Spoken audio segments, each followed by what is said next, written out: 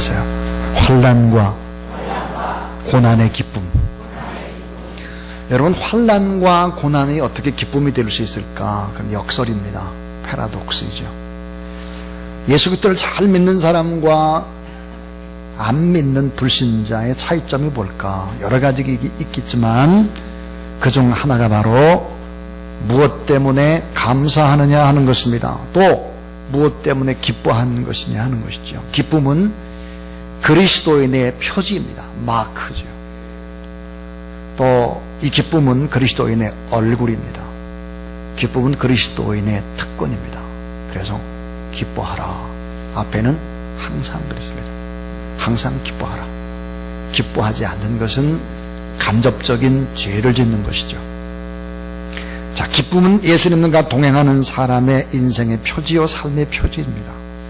기쁨은 무엇 때문에 기뻐하느냐? 그것은 사람의 성숙의 모습이기도 하지요. 자, 어떤 음악가가 베토벤과 멘델스존의 음악의 차이를 이같이 설명을 했습니다. 멘델스존의 음악은 매혹적이고 아름답다. 그러나 영혼을 흔들어주진 못한다. 베토벤의 음악은 영혼을 흔들어댄다. 그 차이는 고난의 깊이, 그 차이다. 이렇게 말했습니다. 어떤 사람은 또 링컨과 케네디를 비교했습니다. 이 두 대통령의 차이는 무엇일까? 그것은 언어의 무게, 말의 무게가 차이가 나는데 그 차이는 고통의 산물이다. 이렇게 말을 했습니다. 어느 날 하나님께서 연탄을 한 주먹을 꽉 손에 쥐셨대요. 꽉 쥐었다가 딱 놓으니까 다이아몬드가 됐다는 거예요. 자, 어떻게 연탄이 다이아몬드가 되겠나? 예, 연탄과 다이아몬드는 원소가 탄소로 같습니다. 다시 말하면 고난이 없으면 연탄, 하나님 손에 잡혀있는 정말 고난의 강도가 세면 다이아몬드가 된다 하는 것이죠. 하나님은 오늘 예배드리는 우리의 이 모습 이대로를 사용할 수가 없습니다. 도저히 안 돼요. 그래서 재련하고 단련시키고 나서 사용을 하죠.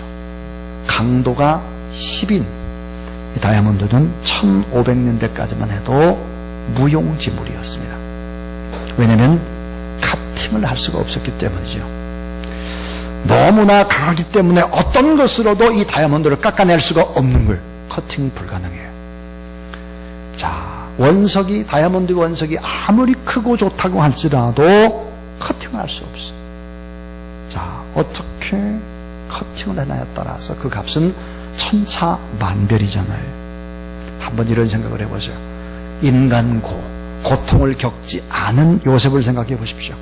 아둘람의 토굴과 광야를 맛보지 않은 이 다윗을 생각을 해보십시오.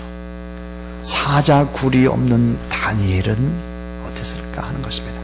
놀라운 사실은 다이아몬드는 강도가 똑같은 다이아몬드로만 깎아낼 수 있는 것입니다. 사람 마찬가지입니다. 나하고 성격이 아주 비슷한 강도를 가진 사람, 이런 사람이 서로 부딪혀서 그걸 깎아낼 수 있는 것이죠. 그래서 야곱 곁에는 야곱보다 훨씬 더 교활한 라반이 필요했던 것이죠. 다윗 곁에는 사울이 있어야 했던 것입니다. 자, 여러분, 보석처럼 아주 귀하게 사용하는 사람들, 그 사람들은 아주 강도가 높게, 강도가 강하게 깎아내는 작업들을 한 것입니다. 오늘 성경은 이렇게 말씀을 합니다. 사도 바울이 환난과 고통의 시대에도 기뻐하라, 찬송하라, 감사하라. 자, 환난과 고통이 많은 시대에도 여전히 하나님을 신뢰하며 하나님을 찬양하며 우리가 살아야 되는 삶의 이유가 있다는 거예요. 자, 사람들이 고통을 받을 때 반응이 두 가지로 나타나는 것입니다. 하나가 뭐냐면은 어떤 사람은 고통이 닥칠 때 아주 악해져요. 망가져 버립니다. 사람이 상처받은 사람이 그 상처 때문에 더 악해지고 이웃에게 더 공격적인 태도를 갖죠. 원망합니다. 비판적이고 부정적이고 어둡습니다. 영적인 악순환이 반복이 되는 거예요. 그러나 어떤 사람은 삶의 고난이 올 때 훨씬 더 밝아지고 넉넉해지고 더 아름다워지고 더 많은 사람을 끌어안는 그런 인격적인 사람으로 승화되는 사람들이 있습니다. 상처를 잘 극복해낸 사람들이죠. 이웃의 고통을 넉넉히 가슴으로 받아낼 줄 아는 사람으로 바뀐 것입니다. 사도 바울이 당한 고난을 볼까요? 고린도서 1장 8절부터 9절에 보니까 형제들아 우리가 아사에 당한 환난을 너희가 알지 못하기를 원치 아니하노니 심해 지나도록 심한 고생을 받아 살 소망까지 끊어지고 살 이유가 없었다는 거예요. 마음에 사형 선고를 받은 줄을 알았으니 이런 우리로 자기를 의뢰하지 말고 오직 죽은 자를 살리시는 하나님만 따라하세요. 하나님만 의뢰하게 하심이라. 예, 그래서 이 환난과 고통 중에도 왜 우리가 기뻐해야 되냐? 예? 왜 예수 그리스도를 믿는 사람이 환난과 고난이 많음에도 불구하고 기뻐하고 즐거워하고 왜 그렇게 해야 되겠느냐? 그 이유는 뭐겠느냐? 바울이 오늘 본문에서 기뻐하고 찬송해야 될 이유를 설명합니다. 이 말씀을 받고 여러분의 삶을 점검하고 여러분의 얼굴이 기쁨의 크리스천의 마크, 표지가 될 수 있기를 주의 이름으로 축원합니다. 아직도 우거지 인상으로 앉아있는 사람, 잘못된 사람. 자, 첫 번째 이야기. 첫 번째는 하나님의 특별한 위로가 있다는 것입니다. 왜 환난과 고난 중에도 기뻐하고 감사하고 찬송해야 되느냐? 하나님의 특별 은혜, 그 특별 은혜가 있다 하는 거예요. 그 특별한 위로와 그 소망을 경험할 수 있었다 하는 거예요. 그래서 고린도서 1장 3절에 찬송하리로다. 그는 우리 주 예수 그리스도의 하나님이시요 자비의 아버지요. 따라해 주세요. 모든 위로의 하나님이시며 모든 위로의 하나님이다 그랬습니다. 자, 오늘 보니까 환난과 고난에 관한 얘기를 많이 하는데 이 환난이란 뭘까? 환난이라고 하는 것은 프립시스라는 단어로 이게 보니까 위로부터 무거운 짐이 갑자기 떨어지는 거예요. 그래서 가슴에 덜커덕 와닿는 것입니다. 가슴을 찔러대고 짓눌리는 거예요. 의외성의 고통이에요. 그러니까 예측할 수 없는 갑작스러운 고통이 바로 환난인 것입니다. 또 하나는 고난인데 이 고난이란 예측이 가능한 것입니다. 인생을 살다 보면 예측되는 고난도 있지만 전혀 예측이 불가능한 일들이 우리 안에 너무 많은 거죠. 오늘 말씀해 보니까 환난, 갑자기 생기는 엄청난 문제, 고난, 예측돼 있지만 계속되는, 그래서 사람이 옷처럼 입어야 되는, 늘 물처럼 마셔야 되는 이 고난. 이 고난, 환난이나 고난이라는 단어보다 훨씬 더 많이 나오고 있는 단어가 있습니다. 그 단어가 무슨 단어일까요?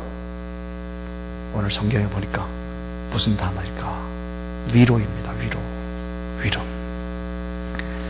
자, 왜 환난과 고난 중에도 하나님 앞에 기뻐해야 되고 감사해야 되고 찬송해야 되느냐? 하나님의 특별한 위로를 경험하게 되는 것입니다. 위로라는 단어의 뜻이 뭘까? 누군가 나를 돕기 위해서 곁에 와서 서 계시다.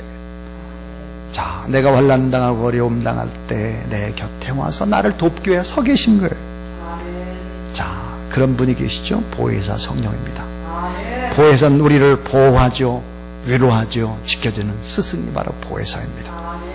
환난과 고난의 골짜기를 지날 때 우리 곁에서 성령으로 다가오셔서 특별한 위로를 주시는 하나님, 그 하나님을 찬양합니다. 그래서 여호수아 1장 9절을 보니까 내가 내게 명한 것이 아니라 마음을 강하고 담대히 하라. 두려움 말며 놀라지 말라. 내가 어디로 가든지 내 하나님 여호와가 너와 함께 하느니라. 우리가 기뻐하고 감사하고 찬송해야 될 이유, 예수 그리스도를 믿지 않는 사람과 좀 다르게 해야 되는 이유, 그 이유는 특별한 하나님의 위로, 특별한 하나님의 소망 때문이다. 믿으시길 바랍니다. 고린도후서 1장 7절에 보니까 너희를 위한 우리의 소망이 견고하면 너희가 고난에 참여한 자 된 것 같이 위로에도 거할 줄을 알미라 그랬습니다. 자, 환난과 고난이 깊은 만큼 하나님은 넉넉하게 우리를 위로하시고 소망을 베푸신다 그랬습니다. 그 주님을 바라보고 믿음으로 살아가라. 우리가 믿는 하나님이 어떤 하나님일까? 로마서 15장 13절 소망의 하나님이 모든 기쁨과 평강을 믿음 안에서 너에게 충만케 하사 따라하자 성령의 능력으로 소망이 넘치시기를 원하노라. 우리가 믿는 하나님은 소망의 하나님, 기쁨의 하나님은 동시에 위로를 주는 하나님이다. 어느 시골 교회에서 일어났던 실제 일어난 간증입니다. 그 교회는 성도 간에 그냥 계속해서 다툼이 끊이지 않는 교회. 계속 교회를 담임하고 있던 이 담임 목사님이 주일날 아픈 마음으로 예배를 드리려고 사택에서 교회로 가고 있었습니다. 마침 막내 아들이 교회 학교를 마치고 교회에서 집으로 이렇게 오고 있는 거예요. 그런 초라한 검은색 광목옷을 입고 구멍이 난 양말을 신은 아들의 머리를 쓰다듬으면서 이렇게 말했습니다. 아들아, 종을 칠 시간이 됐는데 아빠가 종을 치면 조금 예배 시간이 늦을 것 같은데 내가 좀 다시 좀 예배가 시작되는 종을 좀 쳐주면 좋겠다. 이렇게 말했어요. 알았습니다, 아빠. 그리고 이 아이가 이제 이 교회하고 사택에 떨어져 있는데 이 사택에서 이렇게 이제 다시 이제 교회로 이렇게 가기 위해서 도로를 건너가는 거야. 막 달려가다가 결국은 과속으로 달려오는 미군 부대의 차에 치여가지고 목사님의 아들이 숨을 거두고 말았습니다.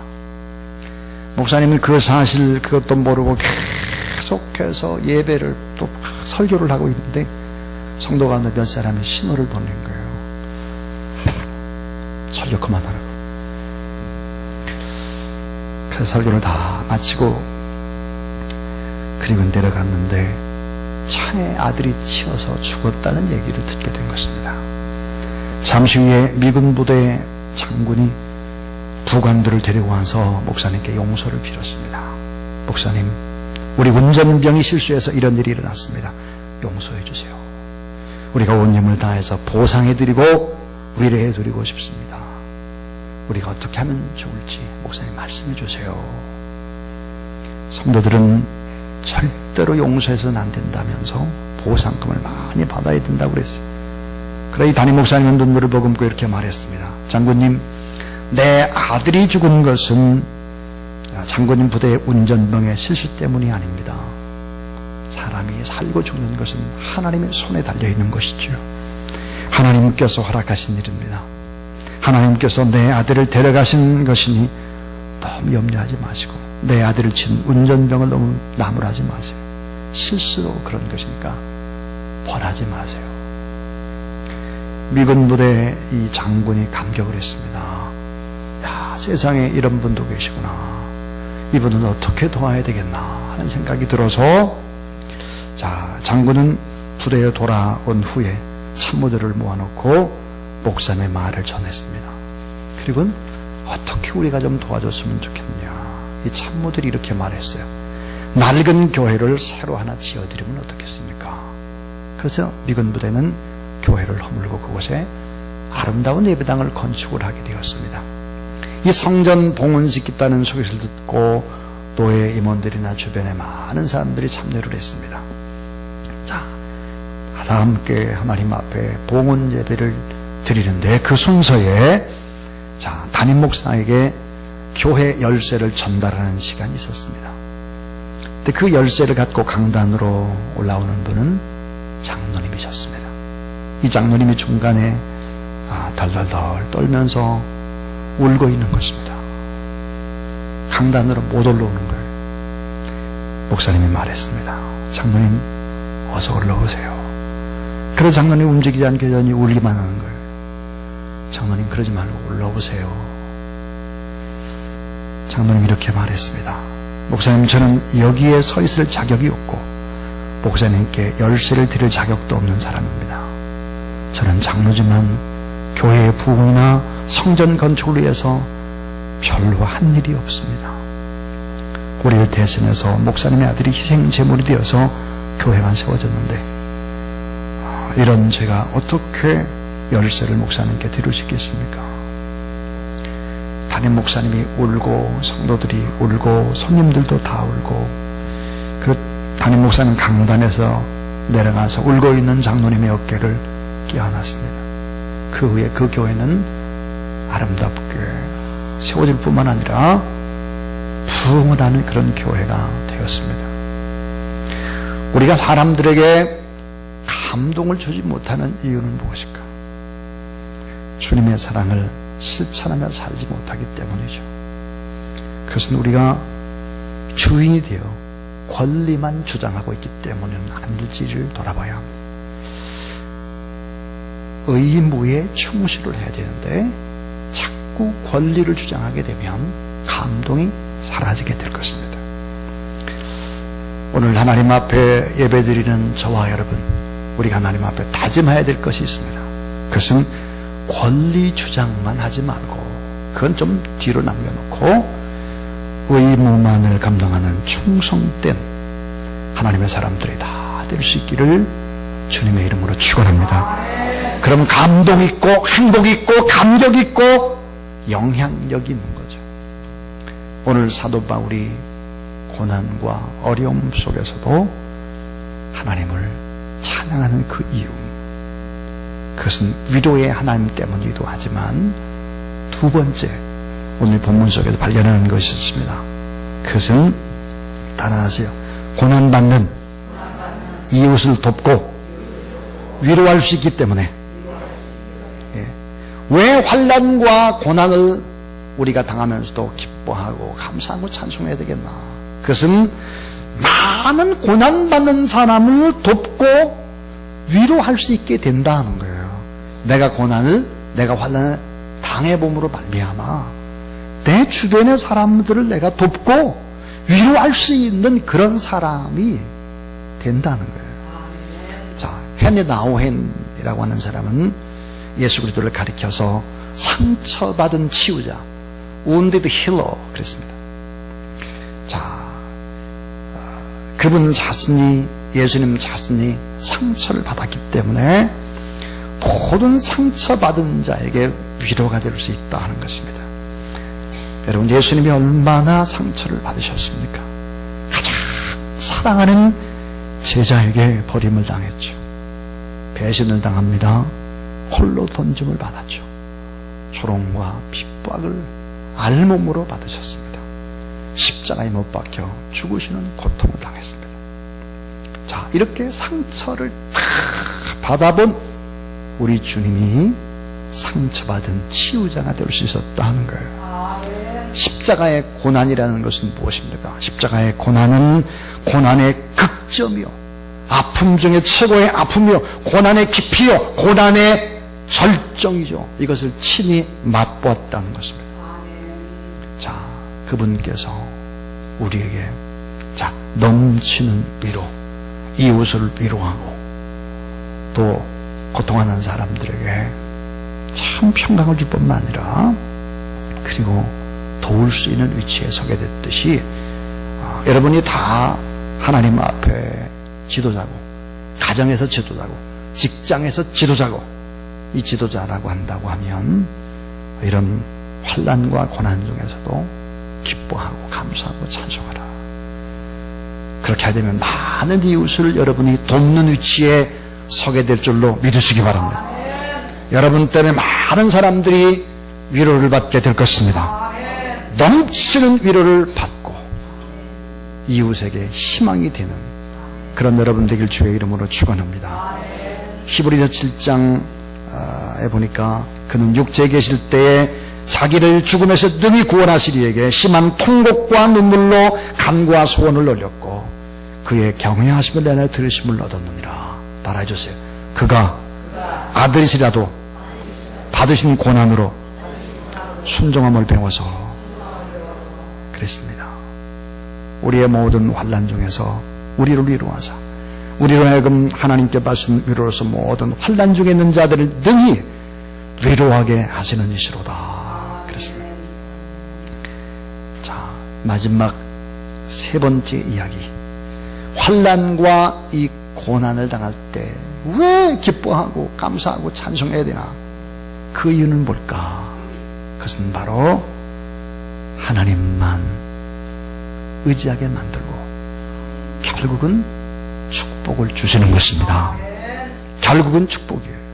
하나님만 의지하고 하나님만 신뢰하고 왜? 사람을 바라보지 않게 하나님이 그렇게 하셔서 결국은 축복이 되도록 한다 하는 거예요. 하나님만 바라보는 기회를 제공하시고 하나님 의지하고 하나님 신뢰하고 사람을 의지하지 않겠다 하는 것입니다. 만약 우리가 잘 나가는 번영의 시대를 지금 맞이한다면 여러분 어떨까요? 여러분 잘 된다면 지금 정말 잘 된다면 여러분 어떨까? 그것은 자기를 과시하고 내 실력, 내 계획, 내 아이디어, 내가 쌓아올린 인간의 바벨탑, 그 허영의 자기 우상화의 미혹, 거기에 빠지게 될 것입니다. 하나님 우리를 너무 잘 압니다. 그래서 고린도후서 1장 8절 9절에 보니까 형제들아 우리가 아시아에 당한 환난을 너희가 알지 못하기를 원치 아니하노니 힘에 지나도록 심한 고생을 받아 살 소망까지 끊어지고 마음의 사형 선고를 받은 줄을 알았으니 이런 우리로 자기를 의뢰하지 말고 따라해주죠. 오직 죽은 자를 다시 살리시는 하나님만 의뢰하게 하심이라. 고난과 역경 중에도 기뻐 찬송하면서 하나님만 의지하고 하나님만 의뢰하는 여러분이 될 수 있기를 바랍니다. 그런 분은 망가지지 않습니다. 악해지지 않아요. 오히려 순해지고 더 넓어지고 끌어안고 사람들과 함께 더 큰 그릇이 되는 것이죠. 다윗은 시편 119편 67절에서 환난 당하기 전에 내가 그릇 행하였더니 이제는 주의 말씀을 지키나이다. 고난당한 것이 내게 유익이라. 자, 고난당한 것이 내게 유익이다. 진실하게 하나님을 신뢰하는 믿음의 사람은 다시 일어설 수 있습니다. 회복할 수 있습니다. 시작할 수 있습니다. 그래서 환난과 고난의 폭풍우 속에서도 우리가 기뻐하며 찬양하며 인생을 살아야 되는 이유인 것이죠. 시편 110편 164절 165절에서 주의 의로운 귀로 인하여 내가 하루에 7번씩 주를 찬양하나이다. 주의 법을 사랑하는 자에게는 큰 평안이 있으니 저에게 장애물이 없으리이다. 그랬습니다. 장애물이 있어도 그 장애물을 뛰어넘도록 하나님이 힘을 주시는 것입니다. 미국의 인디애나주의 어떤 시골 마을에서 일어난 일입니다. 브라이언이라고 하는 이름을 가진 15살 먹은 소년이 브레인 튜머라는 병을 앓게 되었습니다. 이 병은 뇌종양과 비슷합니다. 이 소년은 수술을 받고 방사선 치료를 받게 됩니다. 이 방사선 치료를 받고 나니까 머리털이 빠지는 것이죠. 다 빠졌습니다.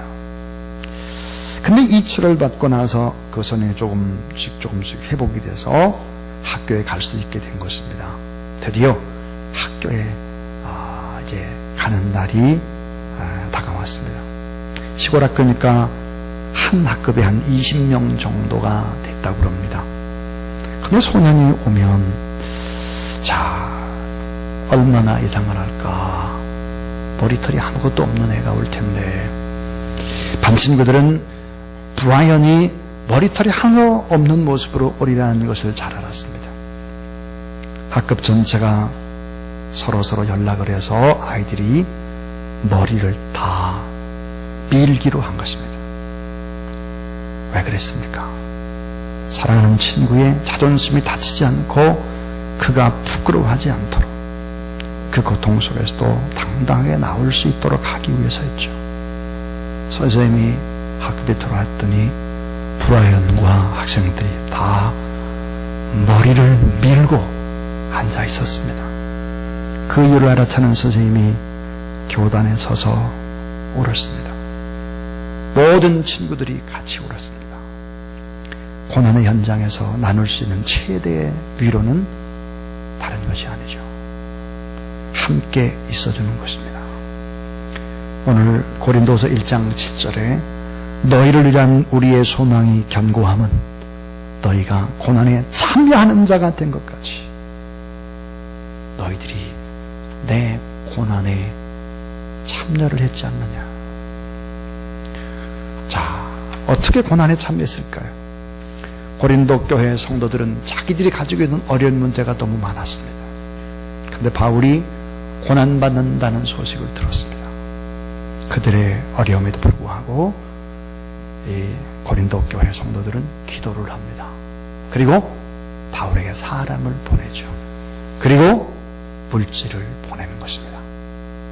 그리고는 함께 고난을 나눴다 하는 것입니다.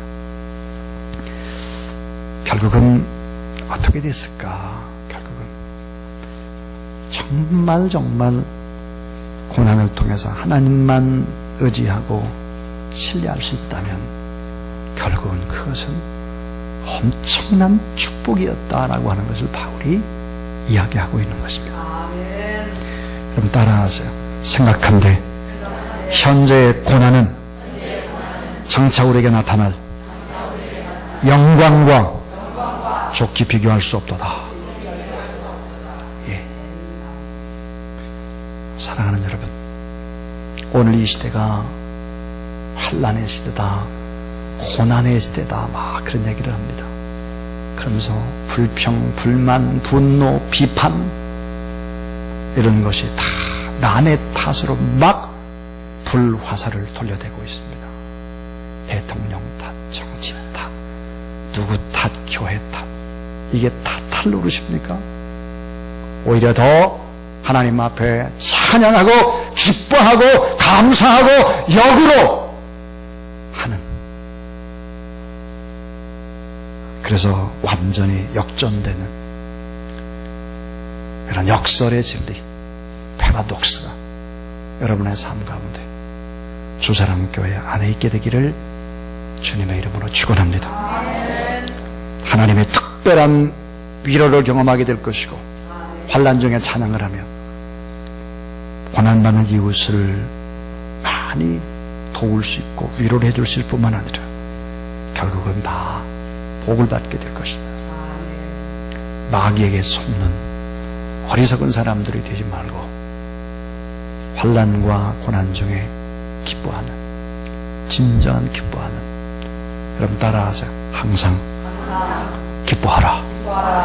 항상 기뻐하는 그 성령 하나님을 의지해 나가는 좀 더 다른 삶의 모습을 가진 성숙한 하나님의 사람들이 다 될 수 있기를 주님의 이름으로 축원합니다.